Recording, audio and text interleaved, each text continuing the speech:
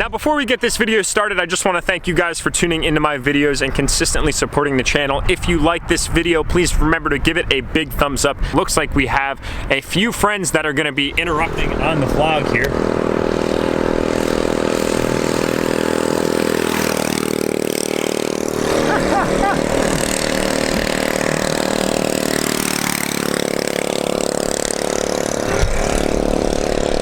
And of course, if you guys haven't hit that subscribe button already, please go ahead and do so. Well, my little motorcycle enthusiast already kind of gave away the surprise, and that is the new daily driver that I picked up for myself and not so much the channel. But I wanted to make a video on it because a lot of you guys were making suggestions as to what I should get. I put a post up on Instagram a while ago that got like over 450 suggestions from all of you guys. That was outstanding. I think that's the highest engagement post I've ever had. If you guys haven't tagged along with me over on Instagram, I will go ahead and put my information right here on the screen. Please go ahead and do so, as I will keep you guys kind of up to date as I'm not posting videos or in between.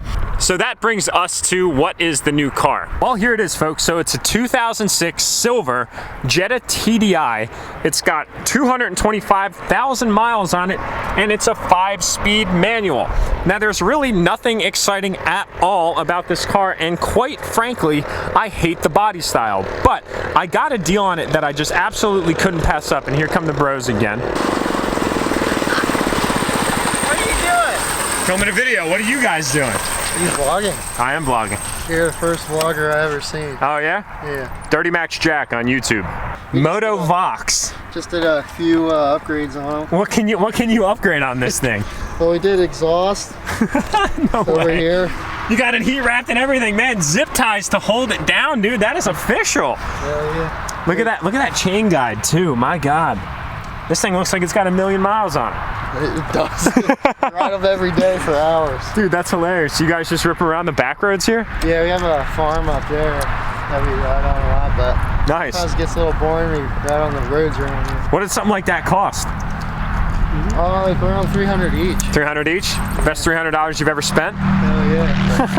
Nice. Like 40 miles an hour. Really? Yeah. I feel like 40 miles an hour on this thing is kind of a little sketchy. No, it's not. Oh, here you go. You got your light on the back too. Got some LEDs on the front. You got your GoPro mount here too? Yep. All right, man. Extreme moto vlogger. Yeah. Dude, that's awesome. You want to ride it? No, I'm good. I honestly don't know if I trust myself on that thing. Well, yeah, all right, let me ride it. All right, I'm gonna ride it and vlog. Just pull this thing and it starts right up. Are you riding with me, dog? Oh, it doesn't have brakes. You have to use your feet. All right. This is sketchy. You ready to roll?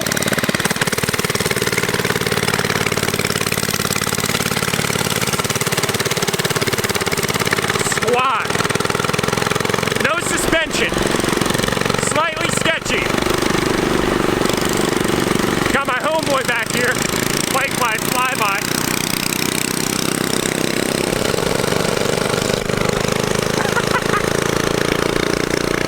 Hey, buddy. Oh shit, we got a bump. Oh. Look at those brownout marks. All right, we got no brakes, boys. We got no brakes.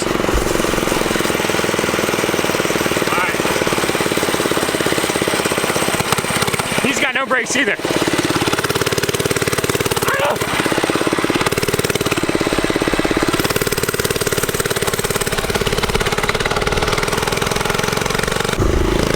I gotta say, for 300 bucks, this thing's kind of fun, but I do feel like I'm gonna die. It's kind of unsafe. All right, we gotta start slowing down. We're approaching our destination. There he goes. Oh, look at him, no hands. Kind of sketchy.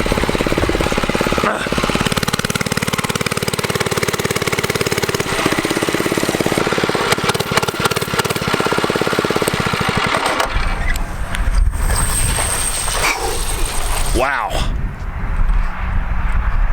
Good ride. Thanks, man. I appreciate it. That was fun. There they go. Romantically cruising off into the sunset. See you guys. Oh man, that is so hilarious. Probably one of the sketchiest motorcycles I've ever ridden, and I've ridden a ton in my life.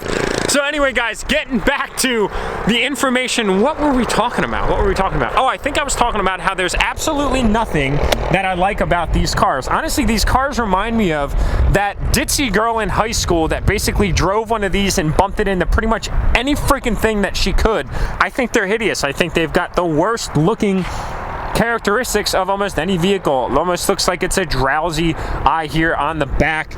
On the side, literally, it just looks like it's like a mom vehicle, though that is pretty cool. I like that. And then on the front, it's just like a big, I don't know, bug or something like that. I honestly used to look at these year Volkswagens and think to myself, I will never, ever find myself dead in one of those vehicles. And awkwardly enough, now I have one. The story to this one is pretty cool because my wife's coworker actually used to own this car, and before I bought my 2010 TDI wagon, which was white, it was a sport wagon automatic that I actually sold back to Volkswagen for the repurchase program related to the emission scandal. I reached out to the owner of this tried and true beauty right here and asked him to sell it to me, but at the time he was commuting a ridiculous distance to and from work. But check this out, guys. This pretty lady right here is a comprehensive dictionary of every single thing ever done to this vehicle from the dealership that it was originally sold from. When this vehicle showed up, it went to this dealership, and when it was maintained, it was at this dealership. It was traded in and then resold from this dealership, and then I took it out of the network. But this manila folder right here, ladies and gentlemen, is exactly what anybody should look for when they go to buy a used vehicle, especially one that's high mileage, because this is confidence in motion. Confidence in motion. I thought that I was kind of slick there using that confidence in motion thing, but awkwardly enough, confidence in motion is a slogan from Subaru, not Volkswagen. You gotta note that, Jack. Come on, you can't be messing this stuff up. So long story short, when I sold my 2002 Subaru Impreza, I decided to get another TDI because you just can't beat them for what they are, what they offer, how comfortable they are, the fuel economy, the reliability, all of that great stuff. So I basically called out to the individual that I tried to basically scoop this thing off of originally, and he said, you know what, man, I haven't wanted to sell this thing, but it's getting to the point where I'm just not using it anymore, and I wouldn't want to just sell it. I'd probably keep it, but being that you basically reached out from the sky and asked me to buy it, I will sell it to you. So I got it off of a guy that I know very well, and it's kind of funny, that's like my thing lately. It's just buying vehicles off of people that I've already had pre-existing relationships with. But anyway, I'm really stoked to be back in a TDI. If anybody was to ask me, now, being the auto enthusiast that I am, I popped the hood on this thing and I immediately noticed, damn, it's actually in pretty good shape. Rust in some water collection areas, which is totally unavoidable, but there is 250,000 miles on this steed, a 1.9 liter TDI motor that has a turbo literally the size of half of the bagel that I ate this morning.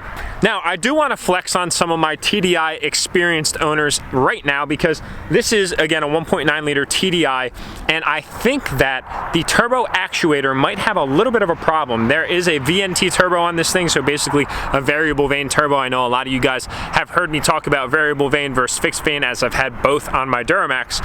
And with this one, I think that there's a little bit of a problem with the pilot screw that basically stops the actuator arm from closing the vanes completely. I think they call it the this is the N75 valve, and then there's a guide on the turbo which basically allows that valve to stop. That stopping will only allow the vanes to close on the turbo so much, and what I understand and what I've read on the forums is these from the factory actually need an adjustment on that pilot screw, that stop screw, because the vanes close too much and it leads to lagginess when you're starting out from a dead stop in first or second gear, just kind of rolling up through the boost range. But what I understand is if you make that slight adjustment to the screw, you bring it up, it leaves enough room between all the vanes in their closed state that exhaust gas gas can then get in there and expand them, whereas right now they have such a tight tolerance that exhaust gases have a hard time getting around and through the vanes, leading to a little bit of lag until about 1.5 to 2,000 RPMs. So I do plan on getting that fixed. We'll probably go make a visit to John Cachondo or one of my buddies out here in Lancaster County next week to see if we can do that. But overall, this thing drives very good. It's had the timing belt replaced, the water pump's been replaced, the cam's been replaced. There's a whole bunch of things on here that have been taken care of. And honestly, that brings me to the point where, have I ever thought that I would own a 250,000-mile car? No. You can't beat those power seats. All right, everybody. Well, that about wraps up this upload. Thank you again for tuning in. Also, my P.O. Box information is down below. If you guys would like to send anything for a possibility to get featured on the channel, go ahead and do so, but I'm not asking you to spend a lot of money. Even if it's a little letter, I'd be happy to read that on the channel. So all that info is below. Also, if you guys haven't checked out my brand Enthusiast, all that information is below. We've got a bunch of hoodies, we've got hats, we've got lanyards, we've got key tags. All that stuff is coming. If it's not yet available right now, there could be a little bit of a timing overlap. We will have the Enthusiast booth set up out at the YouTube call out, which is coming up this Sunday, April 29th. Gates open at 9 o'clock, event starts at 10, ends at 5. There's gonna be a bunch of YouTubers out there, and it's gonna be an absolutely bitchin' time. So with that said, if you guys haven't already, hit that like button. If you haven't hit that subscribe button already, please go ahead and do so, and I will see you guys in the next upload.